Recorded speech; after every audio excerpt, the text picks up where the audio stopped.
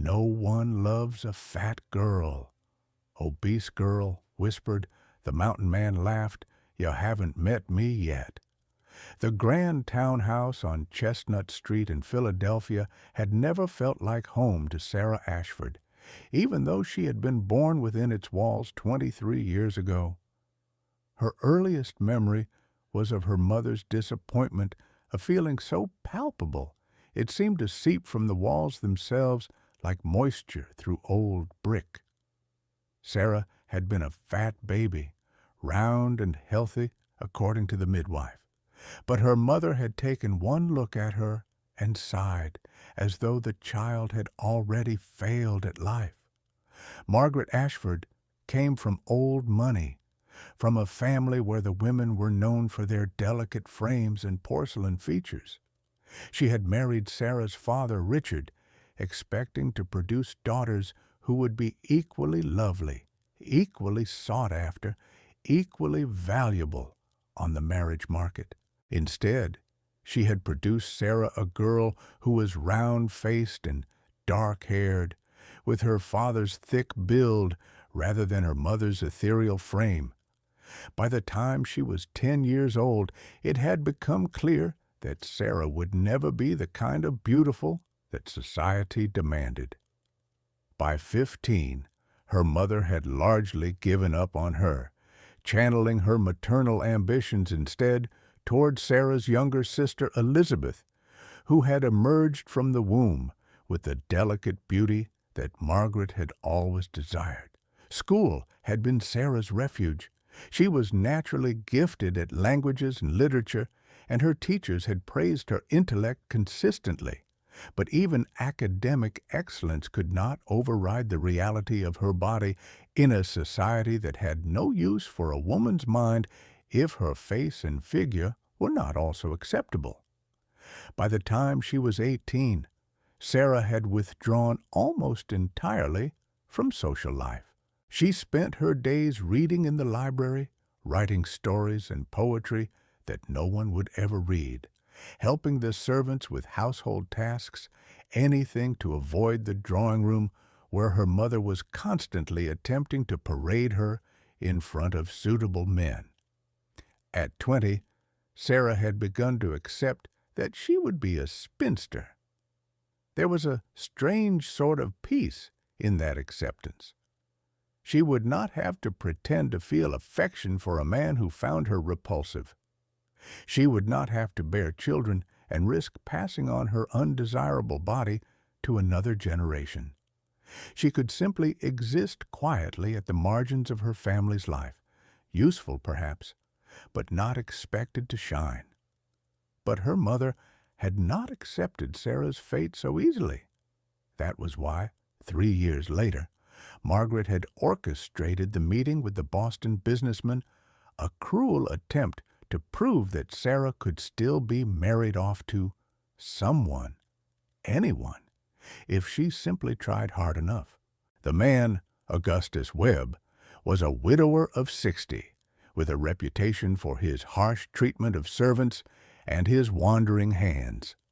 He was also, crucially, wealthy and willing to overlook Sarah's appearance if her father would agree to a substantial dowry. Sarah had known, sitting across from him in the drawing room, that her mother had essentially put her up for sale. Thomas Blackwood had also been running when he came to the mountains 15 years ago, though his pursuers were of a different sort entirely. He was born in Boston to a prosperous merchant family, the eldest son with all the attendant expectations and privileges. His father, Edmund Blackwood, had built a shipping empire and expected his son to follow in his footsteps. His younger sister, Catherine, had been betrothed to the son of another prominent merchant family at 15. When Catherine's husband had begun his affair with a chambermaid, Catherine had attempted to take her own life. She had survived, but barely, and the scandal had nearly destroyed the family's reputation. Thomas had sat with his sister during her recovery and she had finally told him the truth that her marriage had been miserable from the beginning, that she had felt trapped in a life of her own making. She had married to please others, to fulfill the expectations placed on her, and it had nearly killed her. He had also fallen in love with Eleanor, the daughter of a rival merchant family. She was not beautiful in the conventional sense, but she was brilliant and kind. They had fallen deeply in love, and Thomas had asked her to marry him against his family's wishes. But Eleanor's father had forbidden the match, and Eleanor had ultimately chosen duty over love. Thomas had decided that he was done with society. He had liquidated his personal holdings and headed west with a determination to live differently. He had built his cabin with his own hands, learning through trial and error. Over time, he had become an integral part of the small mountain village that formed 5 years into his residence, earning respect through his knowledge and competence. He had lived contentedly alone, asking nothing of anyone, expecting nothing of society. He had accepted that he would likely never marry, that the kind of love he had once experienced with Eleanor would not come again. And then came the day that changed everything. It was a late autumn afternoon when Thomas was tracking a wounded elk through the forest. The animal had been shot by a hunter 3 days prior, but had escaped before being killed. Thomas had taken up the tracking as a matter of principle. If the elk was wounded, it needed to be found and put out of its misery quickly. Leaving an injured animal to suffer was a cruelty he could not tolerate. He had been following blood spots on leaves and broken branches for hours, lost in the meditative state that tracking required. His mind was calm, his senses heightened. He could read the forest like other men read books, every bent twig, every disturbed stone, every mark in the earth told a story of what had passed this way. But as he approached a small clearing beside a rushing stream, the forest suddenly erupted with sound human voices, raised in mockery and cruelty. Thomas froze, his hand instinctively moving to the rifle on his back. He approached cautiously, moving silently through the underbrush. What he found made his blood boil. There were 5 of them, a group of young men, rough-looking and clearly drunk, surrounding a woman who was pressed against a large rock. The woman was heavy-set, with dark hair escaping from a torn bonnet, and she was wearing the kind of expensive but travel-stained clothing that marked her as someone from the city. She was trembling violently, her arms wrapped around herself in a protective gesture. "Look at her!" One of the men, a thin, weasel-faced creature with a crooked nose, was shouting. "Must be running from something dressed like that, but traveling alone. What kind of woman travels alone? A desperate one, I'd wager."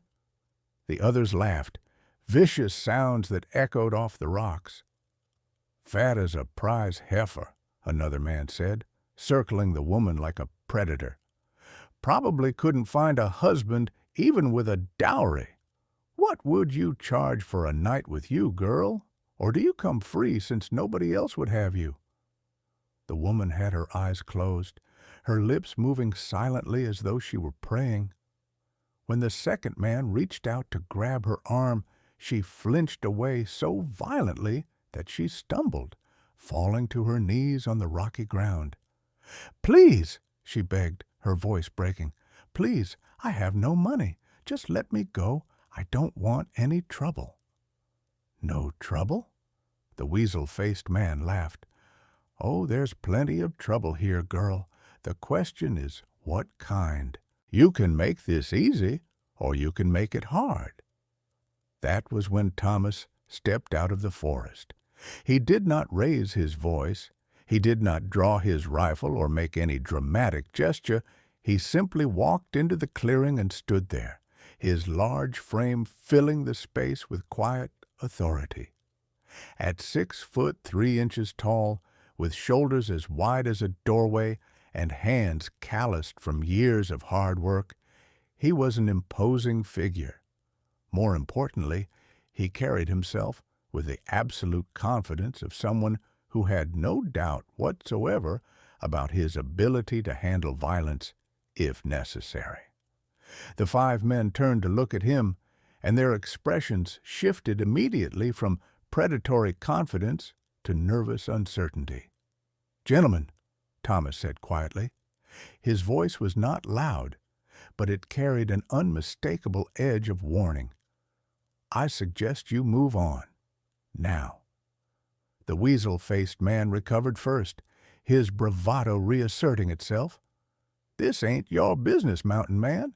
The lady and us got an understanding, don't we, girl?"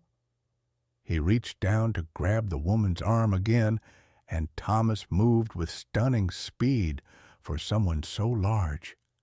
He crossed the clearing in 3 strides and seized the man's wrist, twisting it gently but firmly until the man yelped in pain. Thomas did not break the wrist. He was not interested in doing permanent damage. He was interested in making a point. "I said move on," Thomas repeated, his tone making it clear that this was not a suggestion. The weasel-faced man wrenched his arm away, cradling it against his chest. "You'll regret this," he snarled, but he was already backing away. "We got no quarrel with you, but we'll remember your face." "Then you'll know who to avoid," Thomas said without inflection. The 5 men exchanged glances, their predatory confidence replaced by wariness. They had clearly assessed the situation and decided that whatever entertainment they hoped to extract from the woman was not worth the risk of tangling with this large, dangerous man. They retreated, muttering threats that they clearly did not have the courage to carry out, and disappeared back into the forest. Thomas waited until they were completely gone before he turned his attention to the woman. She was still on her knees, her entire body shaking with shock and trauma. Tears streamed down her face, and she was making small, whimpering sounds as though she was trying not to cry outright. Thomas crouched down beside her, careful to move slowly so as not to startle her further. "Ma'am," he said quietly, "you're safe now. They're gone." The woman flinched away from him, her eyes flying open. For a moment, she stared at him with terror, clearly still processing what had just happened. Thomas kept his hands visible and his expression neutral, giving her space to process the change in her circumstances. "Did they hurt you?" he asked gently. The woman shook her head, still unable to speak. Thomas offered her his hand to help her up, and after a moment of hesitation, she took it. He helped her to her feet with careful strength, supporting her when she staggered. "I'm Thomas Blackwood," he said quietly. "I live in these mountains. Those men were looking for trouble, but they're not the type to actually pursue it when they meet real resistance.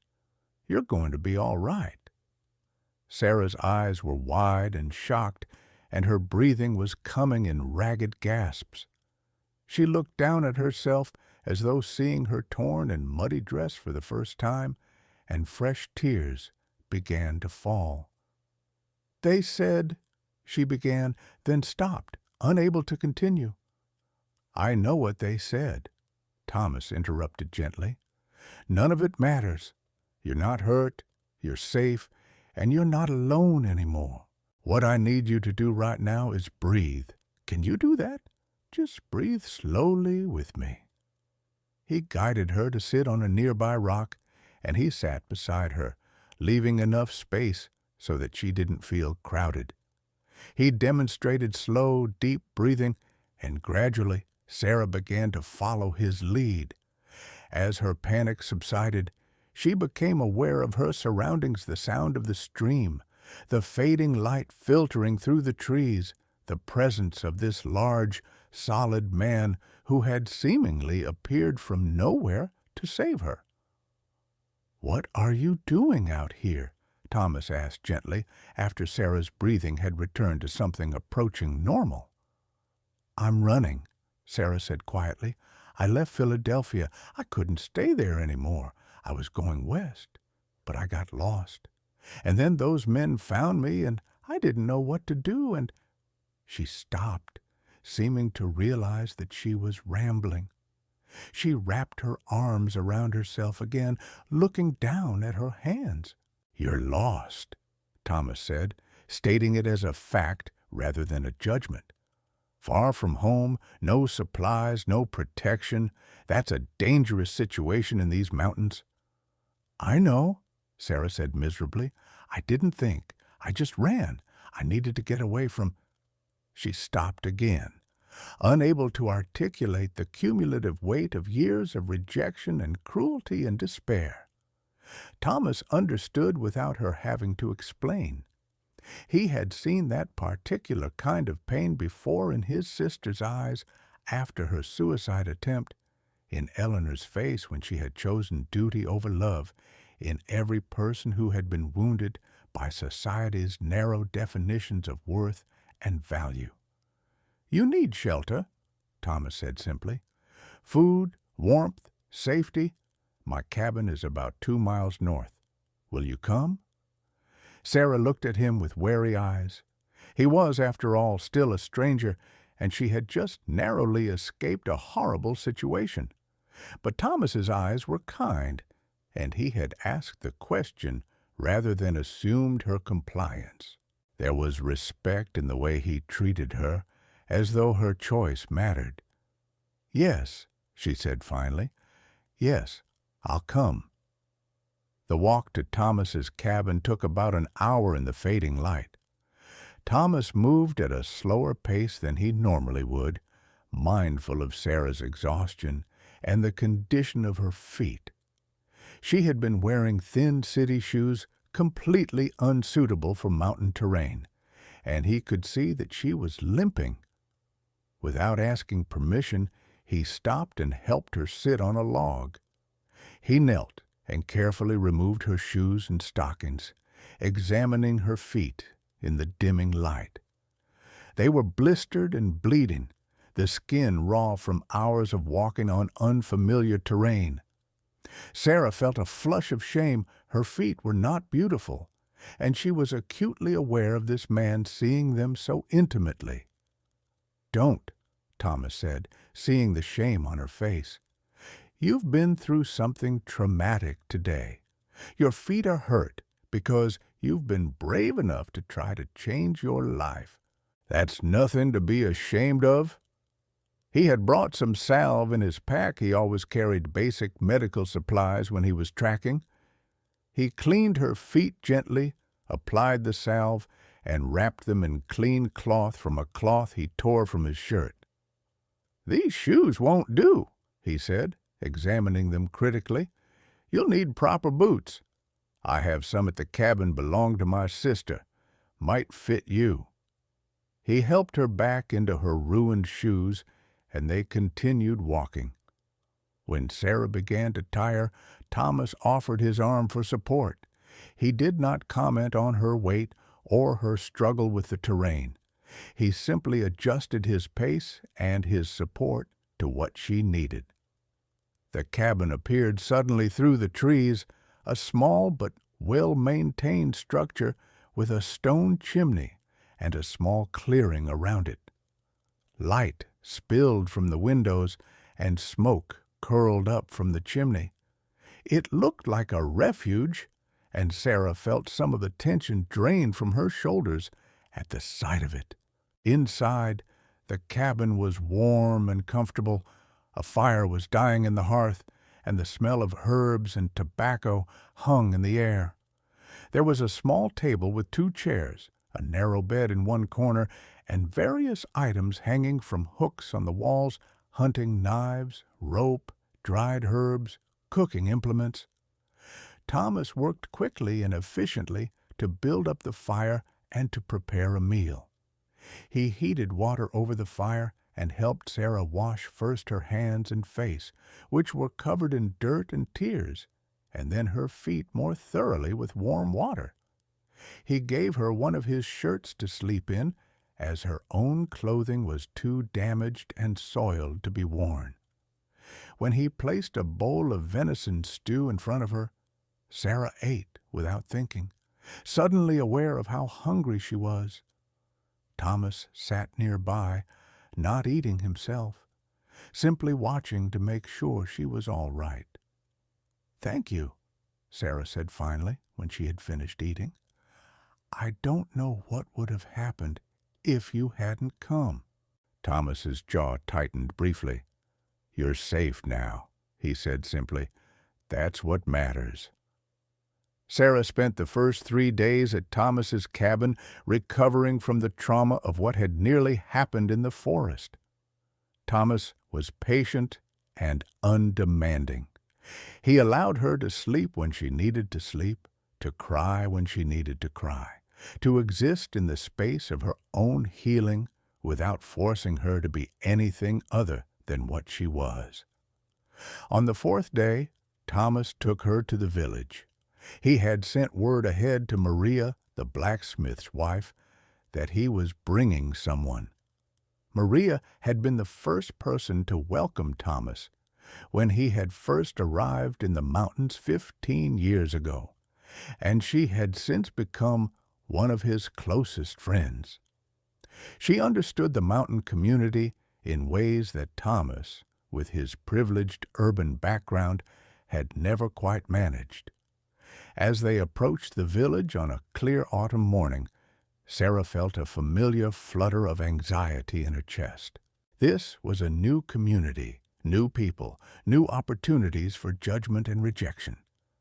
She had been rejected her entire life. What made her think this would be different?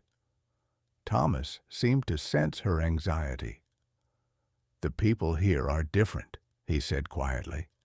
"They came to the mountains for many of the same reasons I did to escape, to build something new, to live by their own rules rather than society's. They are not perfect, but they are kinder than most." They arrived at the blacksmith shop first. Maria was outside, working on a piece of metalwork, when she looked up and saw them approaching. She was a tall woman, broad-shouldered and muscular from years of working alongside her husband, with dark hair streaked with gray pulled back in a practical braid. Her hands were calloused and scarred from the heat and work of the forge. Maria looked at Thomas with a knowing smile, and then she turned her attention to Sarah. "So you're the woman Thomas called ahead about," Maria said, setting down her tools. She wiped her hands on her apron and approached them with an expression that was open and curious, but without judgment. Sarah felt her chin tremble slightly. She was prepared for rejection, for mockery, for the same cruelty she had endured her entire life. What she was not prepared for was the warm smile that spread across Maria's face. "You look exhausted, child," Maria said, not unkindly.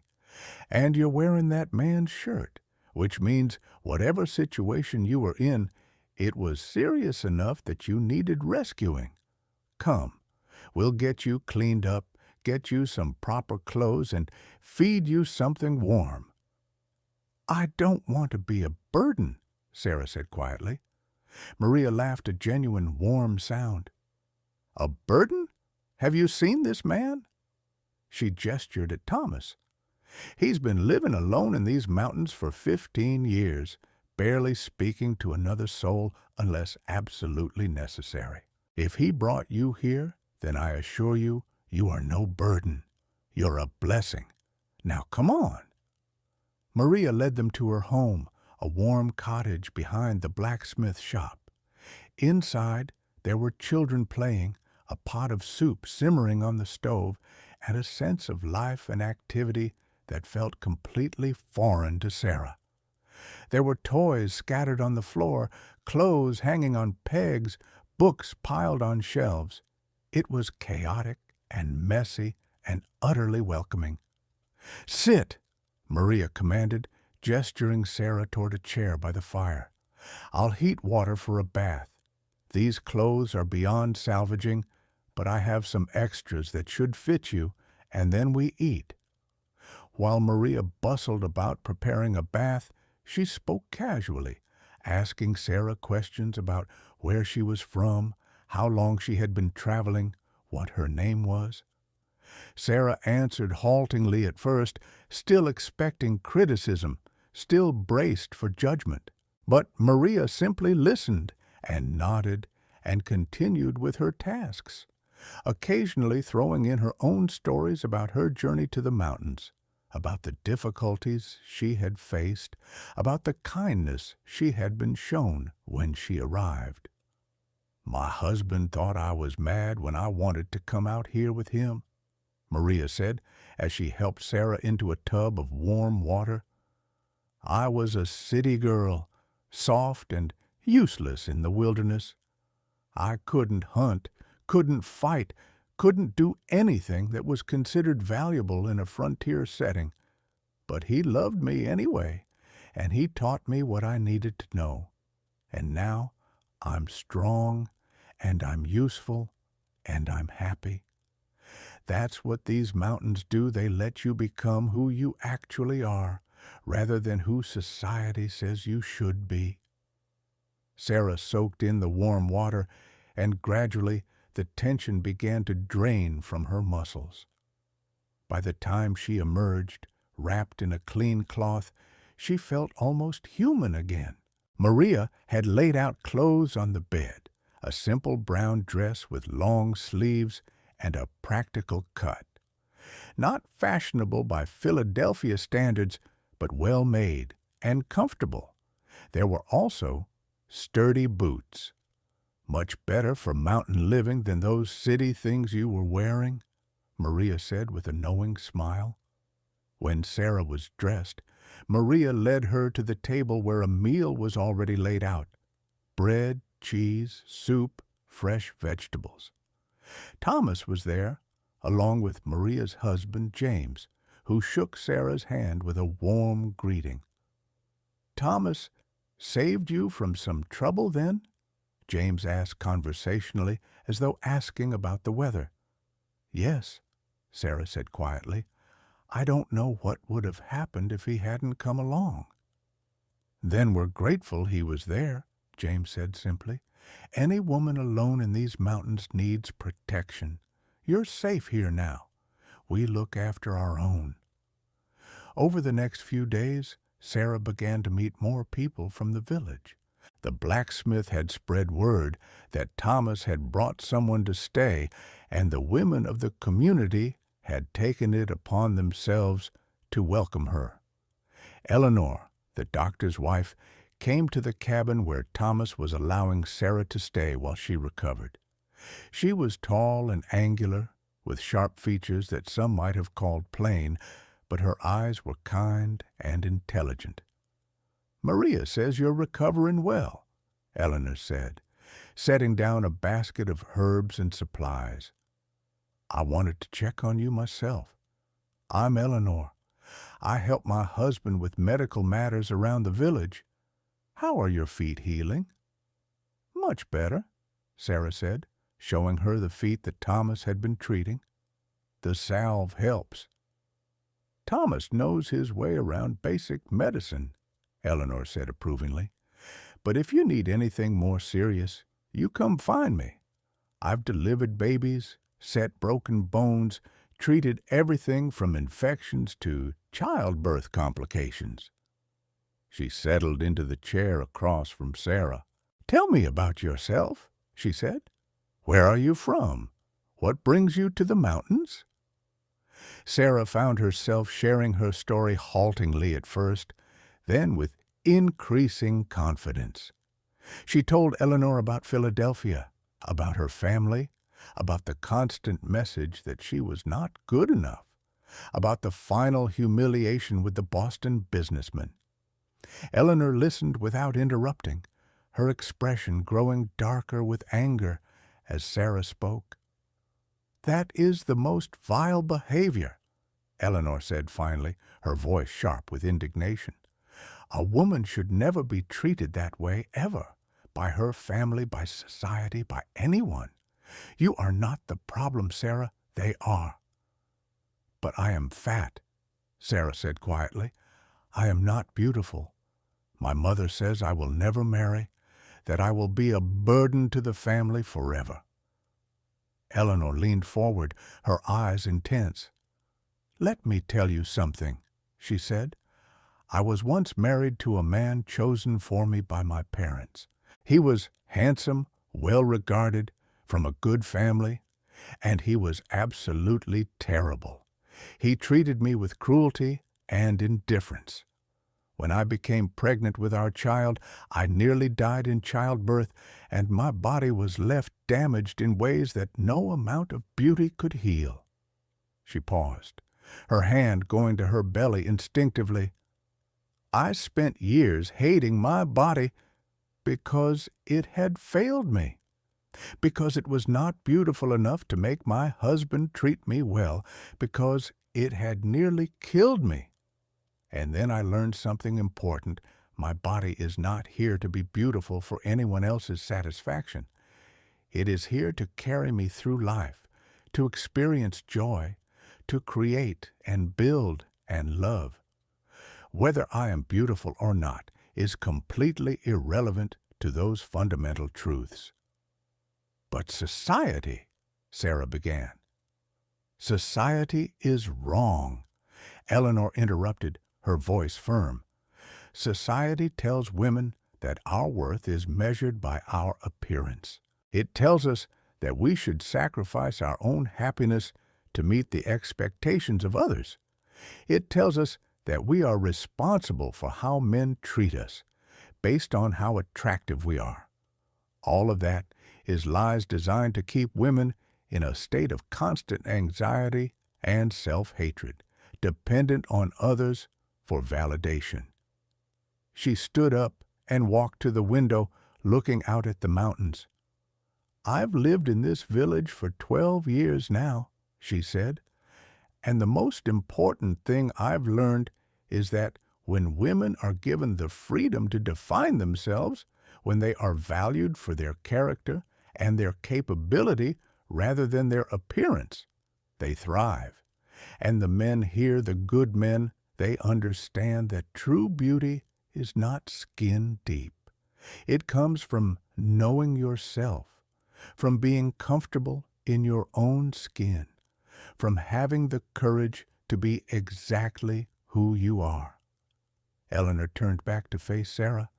"You're going to be all right," she said with absolute certainty. "Not because anyone is going to convince you that you're beautiful. You might never believe that, and that's okay. You're going to be all right because you're going to learn that your appearance has nothing to do with your value as a human being." Catherine, the school teacher, came next. She was younger than Eleanor, with red hair and a quick smile, and she arrived with an armful of books. "Thomas mentioned you're well-educated," Catherine said, settling in with apparent comfort. "Literate, knowledgeable about languages and literature. We desperately need help at the school. Would you be interested?" Sarah was taken aback. She had expected to be seen as a burden, not as a potential contributor to the community. Yes," she said. "I would like that very much. But I'm a stranger. I don't know anything about teaching in a frontier setting." "Neither did I," Catherine said cheerfully. "I came out here 3 years ago with nothing but my education and my determination to make sure the children of this village didn't grow up illiterate. I've learned as I've gone. You can too." Over the next few weeks, Sarah's life transformed in ways she could barely comprehend. She began working at the school with Catherine, teaching the children languages and literature. She joined Maria at the forge, learning the basics of the work and helping with the simpler tasks. She spent time with Eleanor, learning about medicinal herbs and basic medical knowledge. More importantly, she began to understand what it meant to be part of a community that valued her for who she was rather than what she looked like. There was a moment, about 3 weeks after she arrived, when Sarah fully grasped the shift that had occurred. She was at the general store, buying supplies with Maria, when Margaret, a woman about her own age who was married to the store owner, approached her. "Sarah," Margaret exclaimed, "I wanted to ask you about the lesson you taught yesterday. My daughter came home talking about the history of Rome, and she was so excited. She said you made it come alive. Would you mind if she studied with you more extensively? She's struggling with Latin."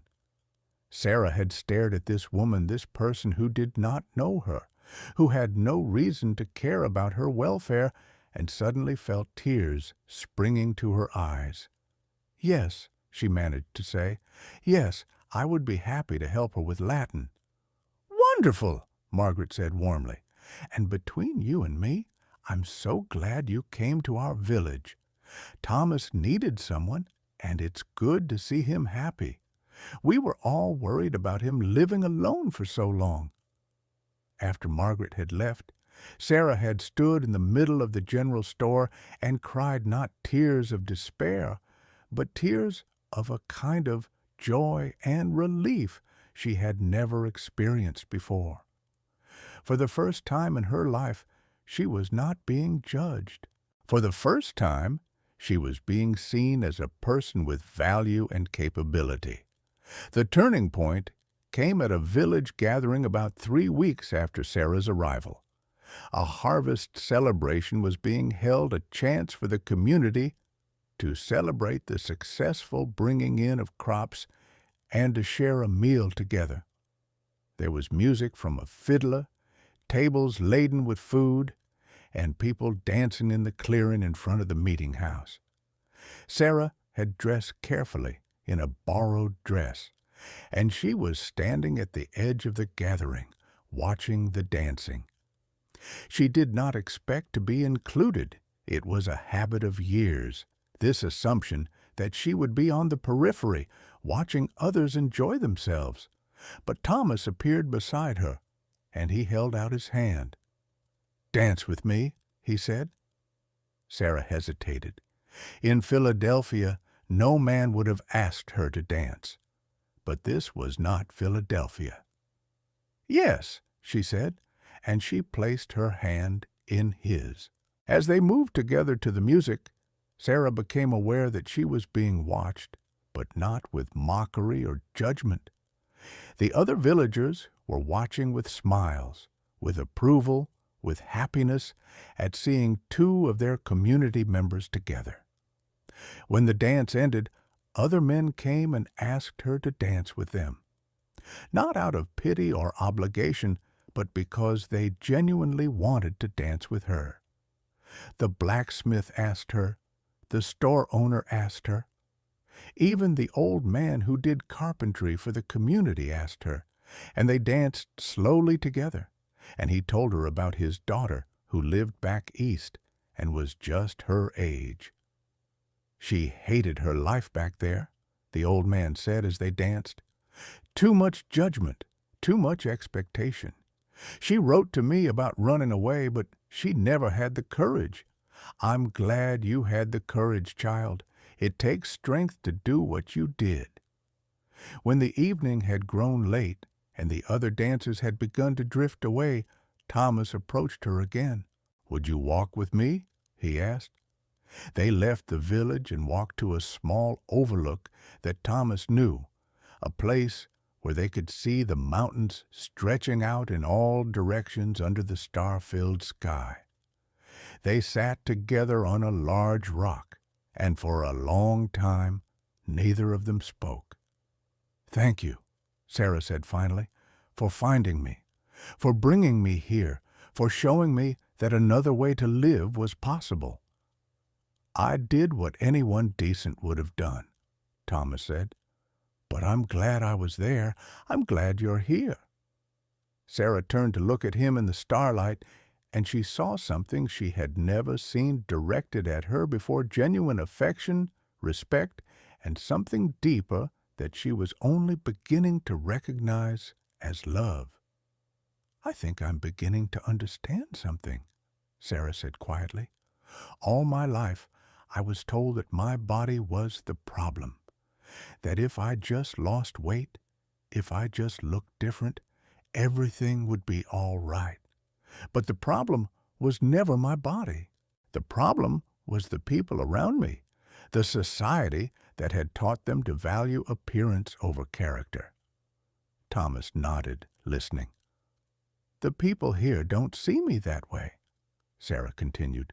Maria doesn't judge me. Eleanor doesn't judge me. Catherine doesn't judge me. Even the children at school, they see me as their teacher, someone who knows things, someone who can help them. They don't see me as fat or ugly or unworthy. They see me as a person. That's because you are a person, Thomas said simply, a person of value and worth, and anyone who cannot see that says something about them, not about you. Sarah felt something shift inside her chest, a tightening of emotion that was not quite pain, but was not quite joy either. It was the feeling of a wound beginning to heal, of years of internalized rejection beginning to loosen their grip on her heart. I love this place, Sarah said.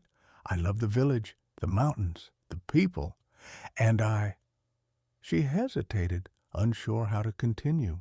And? Thomas prompted gently. And I'm beginning to love you, Sarah said, the words tumbling out before she could stop them. I know that's fast, and I know we've only known each other a short time, but you've shown me kindness when I expected cruelty. You've treated me with respect when I expected judgment. You've made me feel like I'm worth something. Thomas was quiet for a long moment. Then he took her hand gently in his. I've loved you since the day I found you crying by that stream, he said quietly. But I wanted to give you time to discover yourself here, to believe in your own worth before you believed in my love. Because love that is based on desperation or need is not love, it's escape. But love that is based on mutual respect and genuine understanding of each other's character, that is something real. He leaned close, and he kissed her forehead with infinite tenderness. And I will spend every day for the rest of my life showing you that you are worthy of love exactly as you are. Not despite your body, not to distract from it, but as part of a whole person who is valuable and lovable and worthy of everything good.